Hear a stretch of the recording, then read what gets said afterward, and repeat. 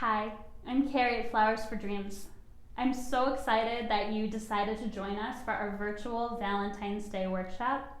We're going to be building this beautiful elevated rose arrangement together, and we've sent you everything that you need in your floral kit, including the flowers, the vase, and the clippers. So let's get started.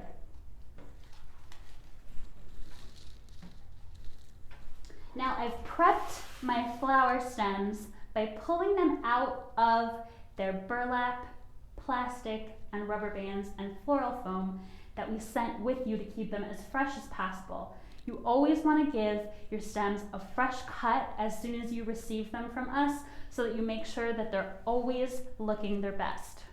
In your kit, you'll find your white compote vase and your clippers. There's a safety on the side. Be careful when you're using your clippers. I don't want anybody to snip themselves during our session today. So you can go ahead and fill up your compote vase with lukewarm or room temperature water. I like to fill my vase all the way to the top when I'm designing, and you want to make sure to maintain the water level at all times to make sure that every stem is in water and is staying really extra fresh.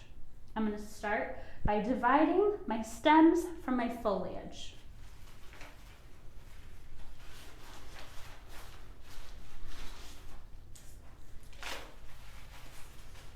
The foliage that we sent you today are two of my favorites. Salal, which is a bright green, some people call it lemon leaf. It's awesome because it's really long lasting, as well as the huckleberry stems, which are a little woodier and give you a little bit more texture with their tiny almond shaped leaves. So to start, we're gonna pull off the lower leaves from your salal foliage till you have a nice puff of 2 to 3 leaves at the top of your stem and a nice long clean stem. If you have a pair of conjoined leaves like these, go ahead and pull them apart. You can also clip them, but you want to make sure to get all of those lower leaves off and anything that isn't looking its best. So if it's got a little brown on it or chunks taken out of it, that can happen. It's a natural part of the transport process. So just pull those off and make sure you've got just the best stems left.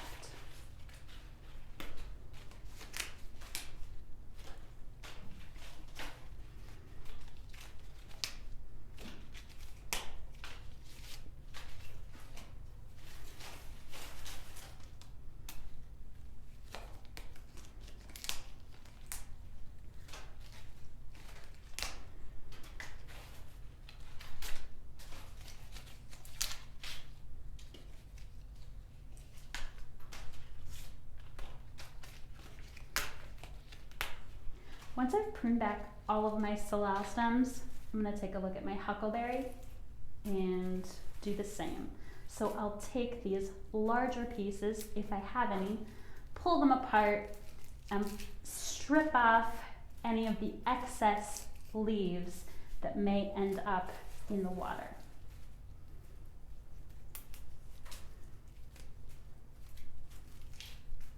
So I'll have a stem like this when I'm done. I want to show you a trick that I learned that makes putting the first layer of foliage in your vase really quick and easy. And the foliage that's going to be the base of our arrangement today is going to help to support the beautiful flowers and blooms that we'll put in next. So really, it's going to melt away. You won't be looking at the foliage.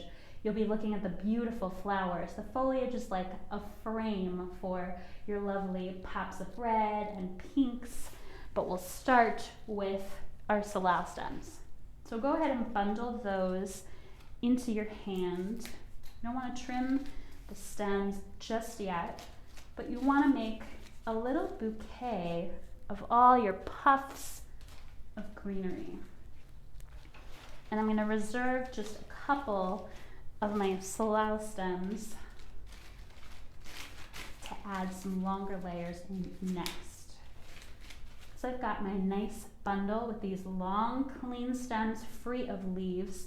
I like to pull my vase to the edge of the table so that I can use my vase as a measuring tool.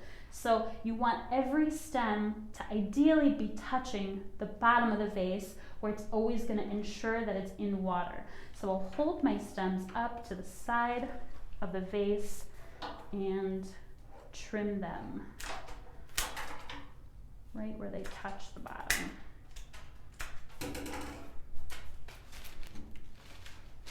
Then for your first layer, you want these stems to be nice and low in the vase. That way you can add some longer pieces in and they'll be really supported by the nest that you've started with. So just double check, look over the top of your vase. The water should be a little bit obscured. If you're finding that your stems are kind of flopping out a little bit, I like to lift up the entire bundle and just give it a quick trim.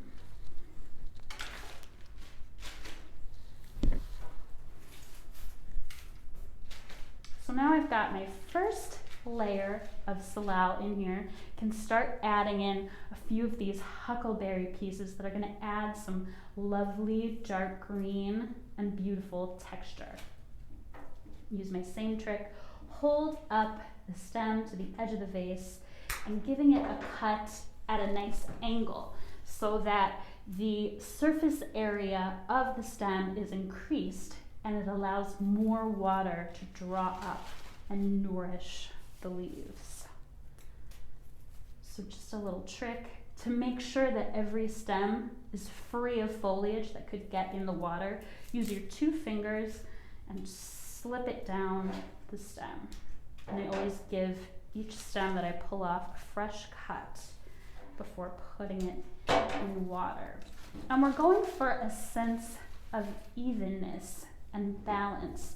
So oftentimes I will spin my design, check out every side, and I always spend a little bit of extra time on my green up to make sure it's really strong and solid before moving on to my blooms. Now is a good time to add some of those salal stems that you reserved. You can add some taller pieces now that you've got your base filled out with a little bit more of the huckleberry. I'm going to check the back side and maybe add a little bit more of this woody huckleberry stem so everything feels really nice and even and balanced, and you may start to notice some shapes emerging from your foliage base. I like to start to look for the negative spaces where I haven't put anything yet. I call them holes. That's the perfect spot to put a flower. So spin your design around, check out every side, and move some leaves around if you need to. Trim them back until you have a really lush nest of foliage. Here's what mine looks like. Next, let's move on to our beautiful blooms. I'm going to add my Israeli ruscus next. It's our dyed stem, so be a little bit careful. The red can be kind of tricky.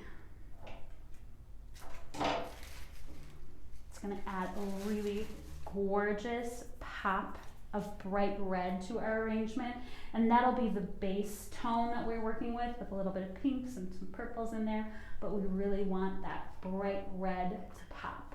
Now every florist will add flowers in a different order. I like to use my filler flowers next. Even though I use the word filler flower, I think that these are some of the most beautiful flowers in the arrangement. My trachelium hasn't bloomed yet, so it's not fully purple, but it's a lovely lush flower that's going to take up a lot of space. So we look for that negative space where maybe there's no flower yet, and pop it in right there. Next, I'm going to add my linear flower. This is going to be the tallest flower in your arrangement.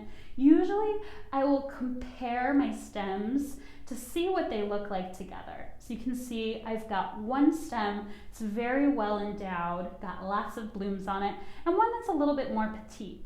I like this. I like to have a little bit of contrast. So even if every flower isn't big and bold, I still think that they look really pretty together and they can sort of be friends. If you've got a very massive bloom like I do, you may need to pull off some of the flowers at the base of the stem. I also like to accentuate this beautiful natural curve of the top of the snapdragon stem, and I'll either let it lay to one side or maybe I'll curve it up, but it's likely that I'll have to sacrifice a few of the blooms at the base just to make it a little bit more proportionate.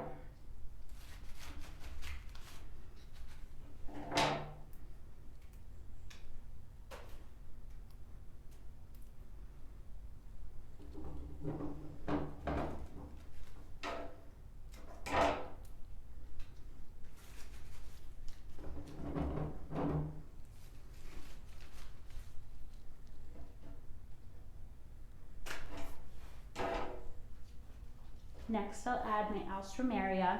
Your alstroemeria are the beautiful red little trumpets. I like to pull off the foliage right at the base of where the pentacles come together, these little trumpets, and sometimes I'll even pull off any foliage that isn't looking its best at the top.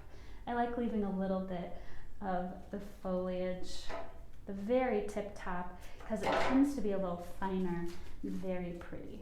I'll flip that guy up and out. Now you may have an alstroemeria that looks like this one. Don't worry, there's nothing wrong with this flower. It's just fully closed, which means that in the next couple days in your apartment, it'll open fully when it's exposed to the warm air of your home. So not to worry, it's just a little bit on the younger side. I'm still gonna pull off all of this foliage and leave a little bit of room for my trumpets to open up on the side. Don't forget to spin your design around, check out every side to make sure it's looking good at every angle. And then I'll add my tulip next. Now my tulip is fairly closed because it's been nice and cold. Tulips have a really interesting history in Holland. I absolutely adore them. They do tend to grow, so you want to anchor your tulip a little bit on the lower side in your arrangement. And if it has any leaves on the lower end, you can pull those off.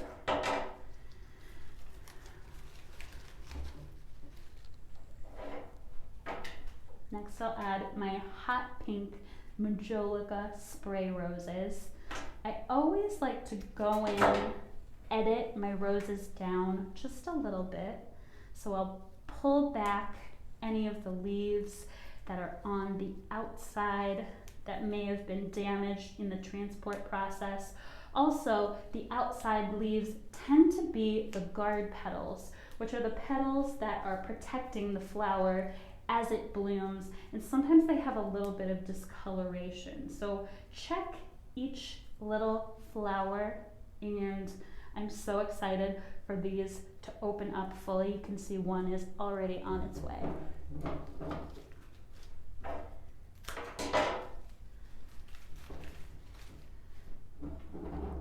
For my final crowning glory, I'll add my gorgeous red roses. Be careful, these are a little thorny, and if you press on the side of the thorn without actually touching the prick part, you can snap them off quite easily. But just double check the stem so you don't prick yourself while you're adding your red rose.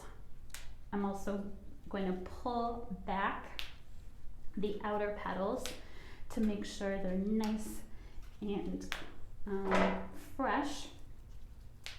Same thing with my other rose.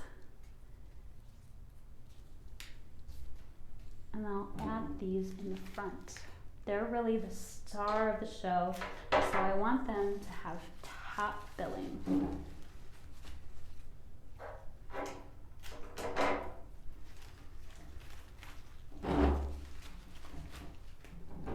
There you are.